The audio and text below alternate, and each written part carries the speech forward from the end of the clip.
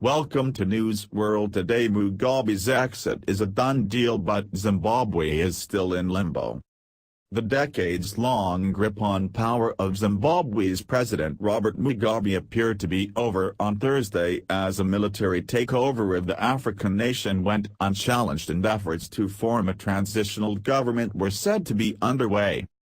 A senior opposition source told CNN that discussions were taking place with military leaders against the backdrop of tacit support from key African nations. There is a transition of power underway and it has tacit agreement from regional powers, the senior member of Zimbabwe's main opposition party, Morgan Tsvangirai's Movement for Democratic Change, told CNN. There are active talks underway to form a transitional government, and that transitional government will need to include the opposition, added the source, who declined to be named. It looks as if it is a done deal. Zimbabwe has been in limbo since the military seized control of state institutions early Wednesday and placed Mugabe under house arrest. The sign that Mugabe's rule was over came when his key ally, Zuma, failed to condemn the military takeover, merely calling for restraint. "I am hoping that the situation is going to be controlled so peace and stability comes back to Zimbabwe," he said. Two South African ministers arrived in Zimbabwe on Wednesday to meet with authorities, according to the South African Department of International Relations and Cooperation. A separate meeting of the Southern African Development Community (SADC) was called by Zuma Thursday. The meeting, to be held in Botswana, will include foreign ministers and delegates from neighboring Angola, Tanzania, and Zambia. A spokesperson for Zimbabwe's opposition party, the Movement for Democratic Change (MDC), called for all parties to respect human life, saying the apparent coup was an accident waiting to happen. The MDC had been telling the world for years that this is an unsustainable system, said Albert Utu. "We haven't heard of any looting. We haven't heard of any bloodshed, or anybody being killed."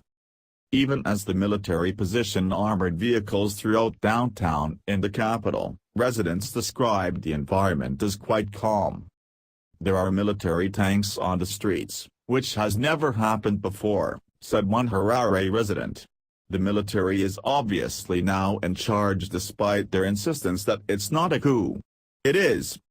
Activities are normal elsewhere," said another university student who was able to pass by the tanks outside of government buildings in central Harare repeatedly on Wednesday.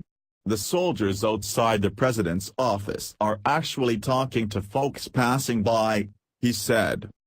The U.S. Embassy in Harare on Thursday urged American citizens to remain calm and safe and limit unnecessary movements. It said that while the U.S. government does not take sides in matters of internal Zimbabwean politics, it said it was deeply concerned by the military's actions.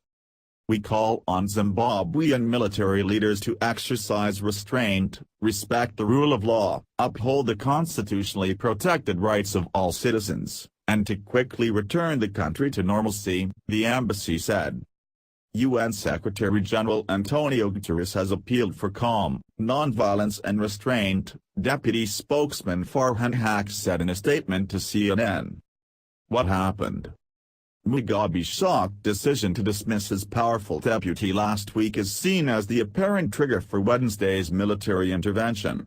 A simmering succession battle in his ruling ZANU-PF party came to a head after Vice President Emmerson Mnangagwa was fired, fueling speculation that Mugabe was preparing to hand over the reins of government to his wife Grace Mugabe, 52.